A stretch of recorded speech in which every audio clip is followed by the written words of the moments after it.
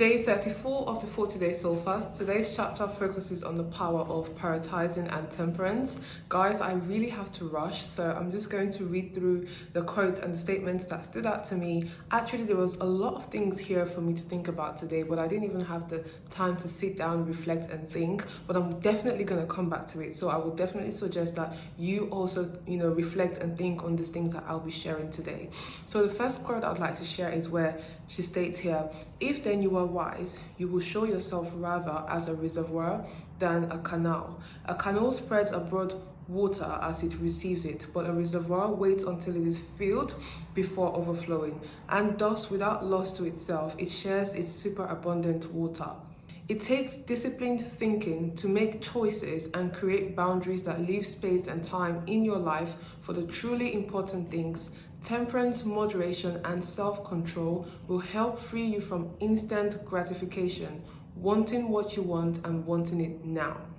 Dallas Willard says that the world shouts and God whispers. Life is an adventure, but too much on your mind and too many irons in the fire can eventually put out the fire, so prioritize. She shares a quote by Stevie Covey here stating, "The key is not to prioritize what's on your schedule, but to schedule your priorities." Here she's talking about how we live in a world with loads of noise and how much information we're taking in, and this is something that she talks about consistently in this book. But she talks about how these noises can be a distraction to our mind on what we need to prioritize. Then she moves on to temperance and shares, "The wisdom of the Bible tells us to do all things in moderation and to let your moderation be known unto all men. Moderation is better than muscle, self-control better than political power." She says, "Great leaders have fallen because of their lack of self-control. Accomplished men and women of God have compromised their faith and ministry simply because they were unable to exercise restraint." She then goes on to ask questions here stating, "Examine your life. Where might the enemy have a foothold in the door of your soul, causing you to stumble in some area?" Do you see what I'm saying when I say that there are actually some good questions here to reflect on? Good for me to sit down with this one today.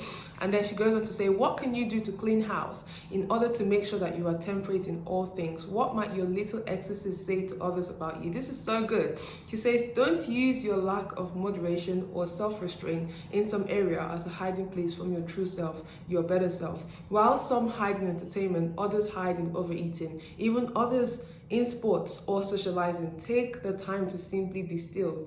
She shares a quote here by Arthur Health stating, "There are no better cosmetics than a severe temperance and purity, modesty and humility, a gracious temper and calmness of spirit, and there is no true beauty without the signatures of these graces in the very countenance."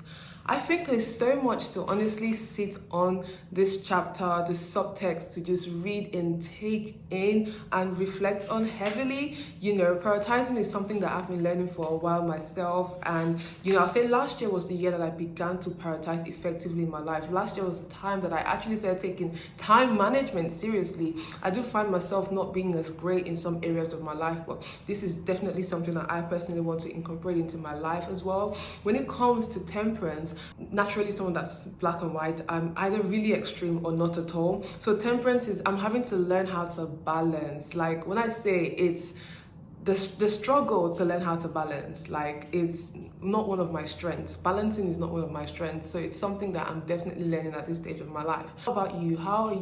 What would you say your natural take is on when it comes to temperance? Are you like me that can be black and white? Or are you someone who tends to know how to balance life, who tends to know how to see the gray? Yeah, let me know what you think in the comments. But thank you so much for tuning in to day 34, and I will see you in day 35.